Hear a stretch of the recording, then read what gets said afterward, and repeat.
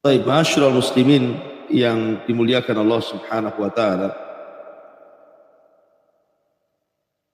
Ketika Nabi sallallahu alaihi wasallam di usia 12 tahun dan Rasul sallallahu alaihi wasallam tidak jadi ikut berniaga dengan Abu Talib, maka Nabi SAW mulai mencari pekerjaan atau kegiatan. Maka Rasul pun kemudian melamar untuk menjadi penggembala kambing. Penggembala kambing dari kambing-kambing milik orang kaya.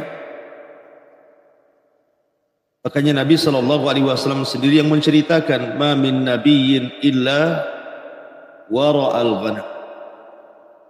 Tidak ada satupun nabi kecuali mereka menjadi para penggembala kambing. Termasuk Anda wahai Rasul, termasuk saya. Jadi Nabi SAW sendiri yang menceritakan bagaimana kehidupan masa remajanya dihabiskan untuk menjadi penggembala kambing. Tapi justru ketika menjadi penggembala kambing inilah akhlak Nabi SAW mulai terkuat, mulai tersebar siapa sebenarnya Rasul sallallahu alaihi wasallam. Nah, ketika Nabi sallallahu alaihi wasallam menjadi penggembala kambing, tentu penggembala kambing bukan hanya Nabi saja. Tapi banyak para penggembala seusia dia ataupun mungkin di atasnya atau mungkin di bawahnya yang sama-sama bekerja untuk seseorang yang kaya yang banyak kambing. Sehingga terkadang salah seorang di antara mereka apabila menghadiri sebuah acara, mereka pun tidak berani meletakkan kambingnya sembarang, karena bagaimanapun kambing ini binatang hidup, tidak bisa diletakkan seperti benda mati. Belum lagi ancaman dari serigala-serigala, belum lagi harus dirawat memang kambing itu. Sehingga kemudian teman-teman seusianya terkadang menitipkan kambing-kambing itu kepada Nabi sallallahu alaihi wasallam. Kemudian dia menghadiri acara. Kemudian selesai acara, diambil lagi kambing-kambing itu, dan herannya tidak ada satupun kambing yang hilang, tidak ada satu kambing yang sakit, bahkan kambingnya gemuk-gemuk. Dari sini maka Nabi SAW mulai dicintai sesama penggembala, dan mulailah dikenal akhlaknya sadiqul amin, orangnya jujur lagi aman. Apalagi Nabi SAW diajak oleh teman-teman seusianya itu untuk berhura-hura, maka Rasul tidak mau. Kan di zaman jahiliyah terkenal suka minum khamar, suka berhura-hura bermaksiat kepada Allah Azza wa Jal, apalagi di usianya gitu ya, usia remaja. Tapi Nabi memilih untuk tidur bersama kambing-kambing dibandingkan harus berhura-hura bersama teman-teman. Dari situ juga Rasul terkenal sifat iffahnya, menjaga diri dan kehormatan. Tidak pernah menyentuh khamar, tidak pernah berzina, tidak pernah mengucapkan kalimat kotor, dan begitu seterusnya. Dikenal muamalahnya. Jadi satu sisi dikenal amanahnya, karena kalau dititipi sesuatu, maka Nabi akan menjaga titipannya. Situlah dikenal amanah. Bahkan orang-orang jahiliyah menitipkan sesuatu kepada Rasul bukan hanya di masa jahiliyah saja. Sampai ketika Rasul jadi Nabi pun masih. Walaupun satu sisi mereka membenci dakwah Nabi, tapi sisi lain mereka butuh kepada Nabi. Jadi kalau mereka safar berniaga ke Syam atau ke Yaman, mereka menitipkan harta mereka di rumah Nabi SAW. Seolah-olah Nabi adalah pencetus bank syariah pertama dalam Islam. Penitipan barang. Makanya kenapa Nabi ketika hijrah ke Madinah, Beliau meminta Ali radhiyallahu anhu untuk menggantikan posisinya, tinggal di rumahnya. Salah satu alasannya adalah karena ada barang-barang orang-orang jahiliyah yang belum tersampaikan kepada pemiliknya dan sedang safar. Sehingga Rasul mengamanahkan kepada Ali untuk mengembalikan barang-barang itu. Kalau mereka datang, baru engkau menyusul hijrah. Itu salah satu alasan kenapa Rasul meletakkan Ali di rumah, karena ada barang-barang yang belum sampai ke pemiliknya, dan Rasul meminta kepada Ali untuk menyampaikan, walaupun taruhannya nyawa masalah. Tapi yang jelas bahwa begitulah kehidupan Rasul di masa remaja, dihabiskan untuk menggembala kambing. Dan justru dari situlah Allah mempersiapkan Rasul untuk menjadi Nabi dan juga Rasul. Ma'asyiral muslimin yang dimuliakan Allah Subhanahu wa ta'ala, setelah usia Nabi sallallahu alaihi wasallam menginjak sekitar kurang lebih 20 tahun, maka ada seorang wanita yang dikenal dengan Afifah, wanita yang jaga kehormatannya, yang bernama Khadijah bintu Khuwailid. Ingat, Khadijah tidak seperti wanita-wanita Quraisy. Dia tidak pernah menyembah berhala. Karena di zaman jahiliyah, sedikit saya mengupas zaman jahiliyah, sebelum kedatangan Nabi sallallahu alaihi wasallam, ada 4 orang yang dikenal agamanya hanif, tidak pernah menyentuh berhala. Pertama, Waraqah ibn Naufal. Waraqah ibn Naufal inilah satu di antara 4 yang tidak pernah menyentuh berhala dan menyembah berhala. Sampai akhirnya Allah takdirkan Waraqah ibn Naufal tanassah, masuk ke dalam agama Nasrani. Awalnya dia memegang agama Ibrahim, tapi karena memang di zaman jahiliyah mayoritas para penyembah berhala, maka dia pun mencari-cari kebenaran. Akhirnya dia ke Syam, kemudian belajar kepada seorang rahib dan menjadi Nasrani. Kemudian pulang ke Mekah, dan dia pun kemudian menginjak sampai tua, dan Allah pertemukan dengan Nabi sallallahu alaihi wasallam. Kemudian masuk ke dalam Islam. Kemudian setelah pertemuannya beberapa bulan setelahnya, Waraqah meninggal dunia. Nanti ada kisahnya Waraqah ibn Naufal dengan Nabi sallallahu alaihi wasallam dan juga Khadijah bintu Khuwailid. Kemudian yang kedua Sa'id, yang kedua Zaid ibn Amr ibn Naufal.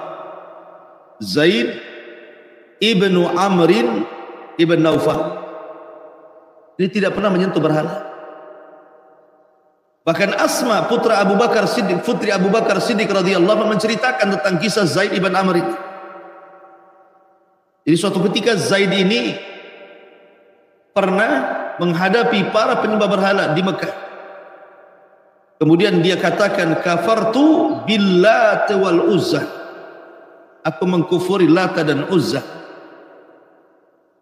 Artinya bahwa dia terang-terangan menolak agama kesyirikan di Mekah itu. Sampai ke suatu ketika kata Asma, dia pun memandang Ka'bah kemudian mengatakan, ya Rabb, aku ingin menyembah dirimu, tetapi aku tidak tahu bagaimana caranya.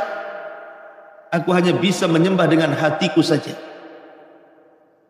Dari sini kemudian Zaid ibn Amr akhirnya dari Mekah berangkat ke Syam, ingin mencari kebenaran. Sampai di Syam, ada seorang rahib menyarankan kepada Zaid ibn Amr ini untuk pulang kembali ke Mekah. Dan kata sang rahib, wahai Zaid, pulanglah kau ke Mekah kembali. Ini tahun lahirnya seorang nabi. Ini tahun lahirnya seorang nabi, kau akan mendapatkan kebenaran. Maka Zaid ibn Amr ibn Nufail ini pun pulang, tetapi sayang di tengah jalan dicegat oleh para perompak. Kemudian dia pun dibunuh. Tapi sebelum meninggal, Zaid ini Dia berdoa kepada Allah Subhanahu wa taala dan mengatakan, ya Rabb, kalau kau haramkan diriku berjumpa dengan nabi akhiruz zaman, maka kau jangan haramkan keturunanku. Akhirnya setelah itu kemudian dia pun mati, dibunuh. Maka salah satu putranya menjadi satu di antara 10 sahabat yang dijanjikan masuk surga. Siapa? Sa'id ibn Zaid ibn Amr. Sa'id ibn Zaid masuk pada kategori al-asyaratu al-mubashiruna bil jannah. 10 sahabat yang dijanjikan masuk surga, salah satunya Sa'id bin Zaid. Abu Bakar, Umar, Utsman, Ali, Abdurrahman bin Auf, Abu Ubaidah, Ibnul Jarrah, Talha, Zubair, kemudian Sa'id ibn Zaid. Dan satunya siapa? Ya, Sa'ad bin Abi Waqqas. Ahsan. Baik, jadi 10 sahabat yang dijanjikan masuk surga. Salah satunya Sa'id ibn Zaid, putra daripada Zaid ibn Amr ibn Nufail. Bapaknya ini salah satu yang hanif, tidak pernah menyembah berhala di zaman jahiliyah. Makanya Umar ibn Khattab kan masih ada kekerabatan. Karena Sa'id ibn Zaid ini menikah dengan putaranya, adiknya Umar namanya Fatimah. Itu pula yang menyebabkan Umar masuk Islam kan. Ketika Fatimah, adiknya Umar, dan suaminya Sa'id bin Zaid sedang membaca Al-Quran dan belajar Al-Quran kepada Khabbab ibn Arat. Tiba-tiba Umar datang, kemudian menampar Fatimah sampai terjungkal dengan itu. Pokoknya dia sadar. Kemudian akhirnya dengan sebab peristiwa itu Umar pun masuk Islam.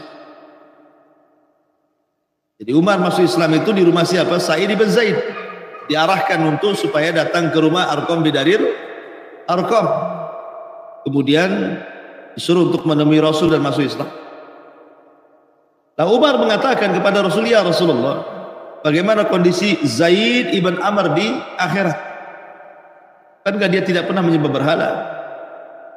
Maka Rasul mengatakan, nanti pada hari kiamat Zaid ini akan diutus sendirian. Karena dia satu-satunya umat yang tidak menyembah berhala di zamannya, maksudnya. Yub'atsuna yaumal qiyamah ummatan liwahdiha. Ummatan liwahdiha. Dia akan diutus pada hari kiamat sendirian di antara semua umat yang menyembah berhala. Dibedakan karena dia memang tidak menyembah berhala masalah. Kemudian juga selain daripada Zaid ibn Amr ibn Nufail, di sana ada Utsman ibn Nufail. Tapi terlalu frontal dia dakwahnya, terang-terangan tidak mau menyembah berhala, akhirnya disiksa oleh orang-orang Quraisy dan meninggal. Kemudian di sana ada Ubaidillah ibn Jahas. Ubaidillah ibn Jahas. Jadi ada Waraqah ibn Naufal, ada Sa'id, ada Zaid ibn Amr ibn Naufal, ada Utsman ibn Naufal, dan ada Ubaidillah ibn Jahas. Ini 4 orang yang tidak menyembah berhala di zaman jahiliyah, yang disebut dengan Hanif namanya. Hanifan muslima wa ma kana minal musyrikin. Jadi orang-orang yang tidak menyembah berhala di zaman jahiliyah itu disebut Hanif. La Khadijah bintu Khuwailid ini banyak belajar kepada pamannya Waraqah ibn Naufal, sehingga Khadijah tidak dikenal menjadi penyembah berhala. Dan dia dikenal wanita tahirah yang suci. Sampai-sampai orang-orang jahiliyah menyebutnya dakhaltu minat tahirah wa kharajtu minat tahirah. Aku keluar ke rumah wanita suci, aku masuk ke rumah wanita suci. Begitu mereka menyebutnya Khadijah sebagai imra'atun tahiratun, wanita suci. Karena satu-satunya wanita di zaman jahiliyah yang menutup aurat adalah Khadijah. Padahal Nabi belum ada, tapi dia sudah berjilbab, menutup auratnya. Makanya disebut wanita tahirah suci. Lah Khadijah ini adalah wanita seorang tajirah, pembisnis ulung, walaupun dia seorang wanita, cerdas dalam mengelola harta. Dia mengambil bekerja sama dengan para peniaga-peniaga, bisnismen Mekah yang besar-besar, bekerja sama dengan para pembisnis itu, kemudian meletakkan barangnya di barang-barang mereka, kemudian mereka yang mengelola. Akhirnya Khadijah pun menjadi manusia atau wanita yang paling kaya di zamannya. Bahkan kalau seandainya para pembisnis laki-laki dikumpulkan hartanya yang ada di kota Mekah itu, masih belum bisa menjangkau hartanya Khadijah bintu Khuwailid. Sampai seperti itu ulama mensifatkan saking kayanya Khadijah. Nah, akhirnya kemudian Khadijah ini punya budak laki-laki namanya Maisarah. Khadijah mengatakan, wahai Maisarah, tolonglah carikan kepadaku seorang laki-laki yang jujur dan amanah untuk diamanahkan dengan perniagaannya. Akhirnya Maisarah pun kemudian mencari-cari orang, berjumpalah dengan Nabi SAW. Kemudian ditawarkan tentang kerjasama, mau enggak engkau menjadi pekerja Khadijah, memutarkan modal Khadijah, berniaga ke Syam ataupun ke Yaman, kemudian pun bicara empat mata. Akhirnya Rasul deal dan menjadi pekerja Khadijah dengan sistem mudharabah. Sistem mudharabah itu artinya Khadijah yang memberikan modal, Rasul yang memainkan modalnya, namanya mudharabah. Maka mulailah kemudian Nabi SAW berniaga kepada Khadijah, dan Khadijah ketika itu mempercayakan kepada Maisarah agar Maisarah mengawasi Nabi SAW, karena dagangan yang dibawa dia cukup banyak, sehingga kalau mengalami kerugian akan rugi besar, tapi kalau mengalami keuntungan akan untung banyak. Maka Rasul pun kemudian mulailah membawa dagangannya menuju Syam dengan kafilah-kafilah dagang Quraisy yang lain. Maka karena Maisarah diamanahi Khadijah untuk memperhatikan Rasul, maka selama perjalanan Maisarah pun berusaha untuk memperhatikan gerak-gerik perjalanan Rasul. Subhanallah, istilah Maisarah melihat keajaiban yang tidak pernah dilihat sebelumnya. Sepanjang jalan dari Mekah menuju Syam, ada awan yang menaungi Nabi SAW di tengah-tengah terik matahari yang sangat panas dan cuaca ekstrim.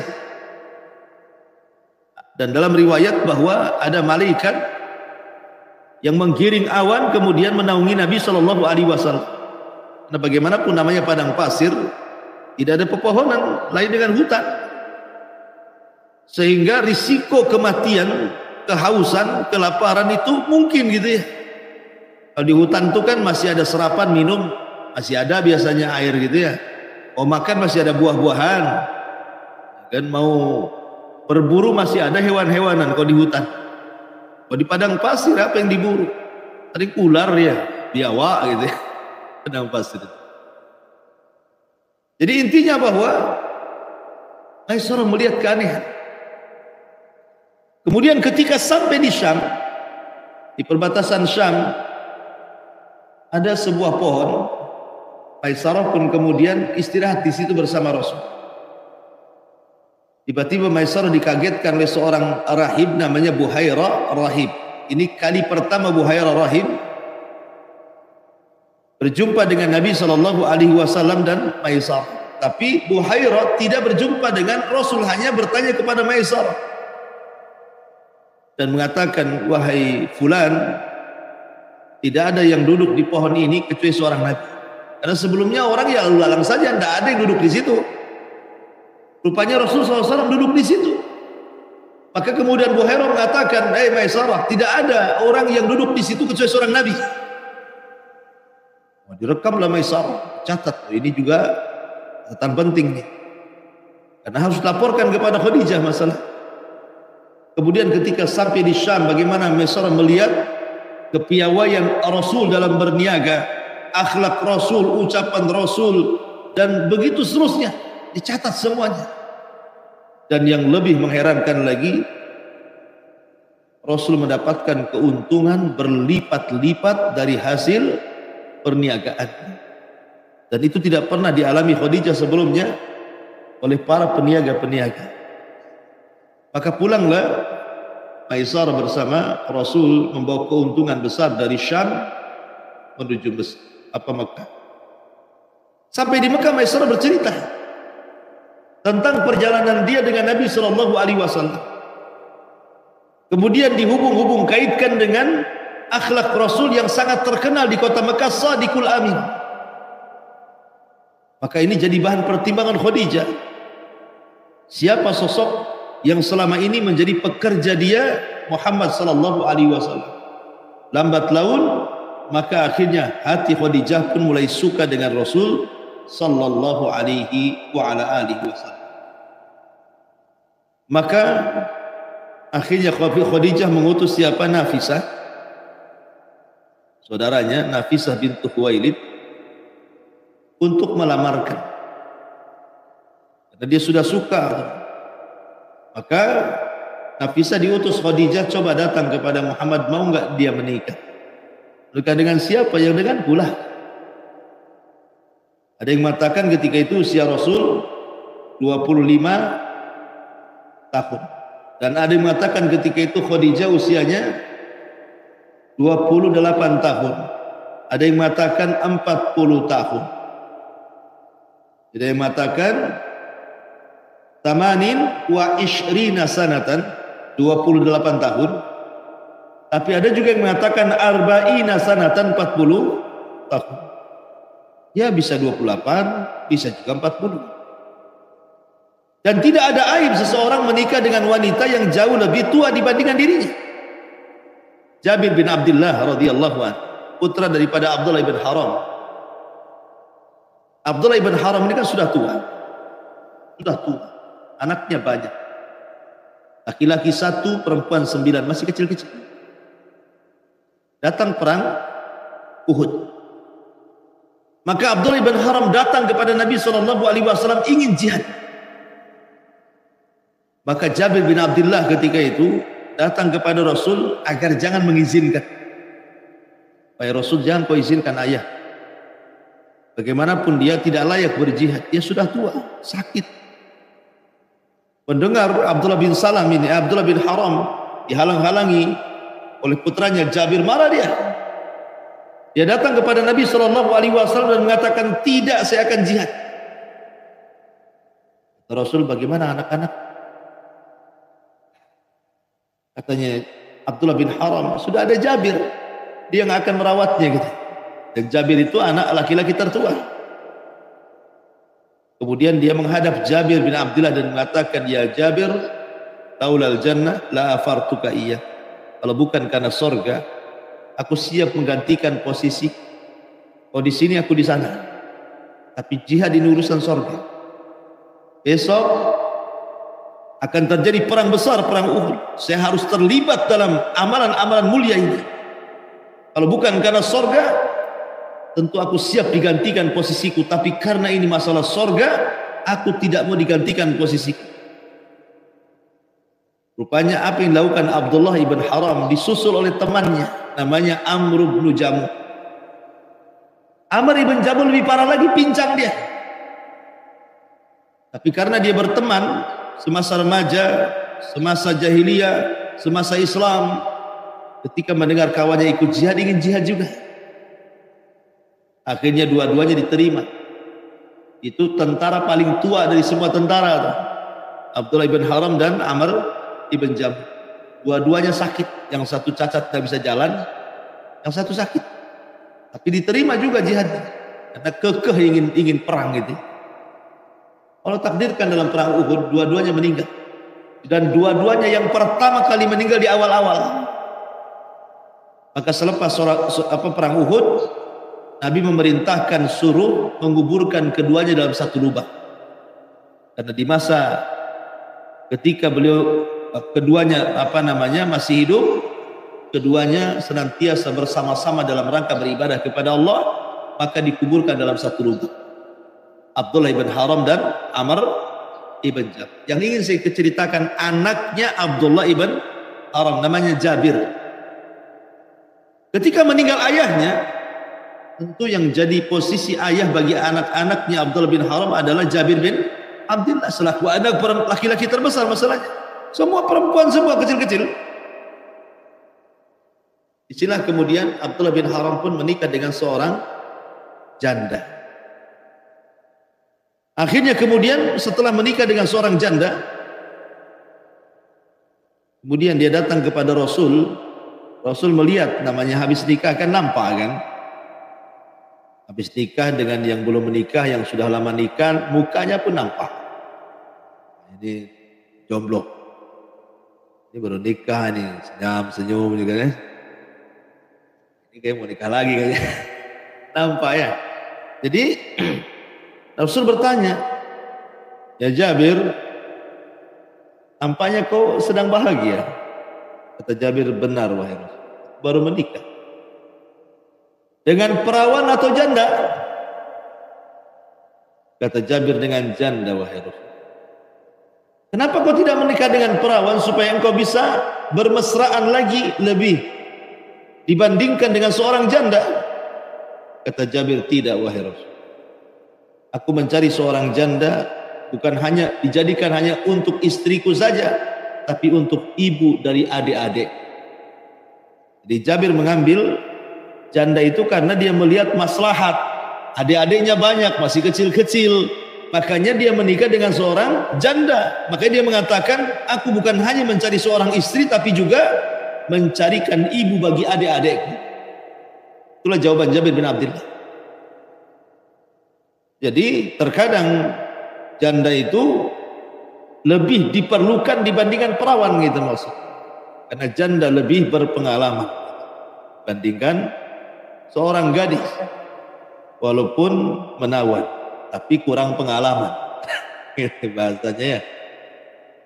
Masyaallah muslimin yang dimuliakan Allah Azza. Jadi ketika Rasul menikah dengan Khadijah, terkadang ya wanita yang memiliki usia lebih daripada seorang suami itu menjadikan suaminya sukses. Karena kecerdasannya, pengalamannya, dan pengarahannya. Seperti Khadijah dengan Rasul. Walaupun mungkin tidak semua, banyak juga yang kalau laki-lakinya usianya lebih muda, perempuannya lebih tua, dia akal-akali pula sama istrinya. Atau mungkin istrinya lebih tinggi sekolahnya gitu ya. Sarjana lah, suaminya pula lulusan SD, habislah tuh diatur-atur sama istrinya. Ada juga yang seperti itu. Tetapi bagaimanapun kalau seandainya rumah tangganya barometernya adalah agama. Agama loh ya, bukan title, bukan harta, bukan apa. Maka terkadang wanita yang tua itu dibandingkan pasangannya, suaminya, kalau memang ini unsurnya unsur agama, pasti akan lebih mengarahkan dibandingkan yang gadis gitu. Apalagi yang jauh usianya, punya anak, anaknya nangis, ibunya ikut nangis kan gitu ya, karena masih muda masalahnya, bingung apa yang mau dilakukan. Masyaallah muslimin yang dimuliakan Allah, bukan berarti saya memperjuangkan hak-hak janda. Enggak gitu. Jadi Ustaz bela janda. Perawan cemana Ustaz? Perawan juga cerdas-cerdas juga sah. Tapi perawan tua yang kebanyakan sekolah tidak mau nikah gitu ya. Masyaallah muslimin yang dimuliakan Allah Azza wa Jalla. Kembali bahwa Rasul menikah dengan seorang janda yang namanya Khadijah bintu Khuwailid. Khadijah ini sebenarnya ikhwan sudah pernah menikah dengan seorang namanya Atiq ibn Aid. Suami pertamanya namanya Atiq ibnu Aid. Tapi sayang meninggal dunia. Kemudian Khadijah menikah lagi dengan seorang laki-laki namanya Abu Halah At-Taimi. Abu Halah At-Taimi sempat punya anak, tapi kemudian meninggal lagi. Jadi Rasul itu suami ketiga sebenarnya setelah Atiq dan Abu Halah, dan tidak ada masalah. Tidak ada masalah Rasul menikah dengan siapapun, yang jelas barometernya adalah agama. Masyaallah muslimin yang dimuliakan Allah Azza wa Jalla. Singkat cerita kemudian Nafisah pun datang kepada Nabi Shallallahu Alaihi Wasallam bahwa menentukan keinginan Khadijah, dia ingin menikah dengan dirinya. Tapi Rasul itu ikhwan, orang yang beradab, punya akhlak. Dia mengatakan kepada Nafisah, sampaikan kepada Khadijah, hatta asta'dzinu ammi, aku belum bisa ngasih keputusan sampai aku dapat izin dari pamanku Abu Thalib. Oh, nikah saja minta izin. Padahal Rasulullah SAW sudah 25 tahun usianya, artinya orang-orang Arab itu kan nampak ya muda-muda aja nampak tua kan. Lain dengan orang kita gitu, udah tua pun nampak muda gitu. Kalau dibandingkan dengan orang Arab. Tapi orang Arab kan dewasa-dewasa orang. Tetapi Nabi punya akhlak karena dia hidup di rumah Abu Thalib sejak usia 8 tahun sampai sekarang usia 25 tahun. Artinya Nabi Shallallahu Alaihi Wasallam sudah lama tinggal di rumah Abu Thalib, tentu harus minta izin sebagai adab. Oh, kalau sekarang mana ada izin-izin menikah kan? Apalagi antum merantau dari Jawa, dari Medan, dari Padang, dari mana-mana ke Batam gitu ya. Kali ada janda kaya, betul-betul kaya, menawarkan diri, mau nggak nikah dengan anak, cantik lagi. Saya kira nggak ada istilah nolak dan nggak ada istilah izin-izin orang tua itu. Mau kapan gitu, berapa, tanggal berapa gitu. Kalau bisa besok aja lah, jangan lama-lama. Gitu ya. Karena sudah tahu udah cantik, kaya gitu kan, akhlaknya bagus, kurang apa lagi coba Khadijah. Makanya selama Rasul menikah dengan Khadijah, Rasul tidak pernah poligami. Kenapa? Karena semua sifat wanita ada di Khadijah. Biasanya orang yang poligami itu karena merasa ada kekurangan pada istrinya kan. Mungkin kurang pelayanannya, mungkin kurang cantiknya, mungkin kurang ininya, kurang itunya, kurang macam-macamnya, akhirnya pengen nikah lagi. Tapi kalau seandainya seperti Khadijah yang komplit lengkap semuanya, melebihi 4 atau mungkin 10 daripada wanita atau mungkin lebih, semua ada akhlak pada Khadijah, apa yang dihajatkan Rasul menikah lagi? Makanya selama menikah dengan Khadijah, Rasul tidak pernah ada keinginan untuk berpoligami karena merasa cukup dengan Khadijah. Masyarul muslimin yang dimuliakan Allah Azza, intinya bahwa Khadijah pun menunggu keputusan Rasul. Setelah itu Rasul mendapatkan izin dari pamannya, akhirnya kemudian menikahlah Rasul dengan Khadijah. Ada yang mengatakan maharnya isyruna biqratan, 20 ekor unta. Ada yang mengatakan syittu bakarah, 6 ekor unta. Ada yang mengatakan arba'ina bakarah. Artinya ada yang mengatakan 40 ekor unta, ada yang mengatakan 20 ekor unta, ada yang mengatakan 6 unta, dan wallahu alam. Tapi yang jelas bahwa Nabi sangat memuliakan wanita. Menikahlah Khadijah dengan Rasul, dan yang menyampaikan khutbahnya adalah pamannya Abu Thalib sendiri. Kemudian beliau memuji Allah, kemudian juga memuja-muja, kemudian menyebutkan syarafun nasab, bahwa Rasul itu memiliki nasab yang indah, nasab yang baik, dan disebutkan keutamaan Nabi SAW dan begitu seterusnya. Intinya bahwa Abu Thalib yang memimpin prosesi pernikahan dan dia yang menjadikan khutbah nikah. Padahal ketika itu belum ada Islam. Rasul kan belum diangkat jadi Nabi. Masih 25 tahun, tapi sudah ada khutbah nikah. Artinya dijelaskan syarafun nasab, kemuliaan nasab dan keutamaan Nabi sallallahu alaihi wa ala alihi wasallam. Dan dari pernikahan ini lahirlah putra-putra dan putri-putri tercinta Rasul. Pertama Qasim, kemudian Abdullah, ini dari laki-laki.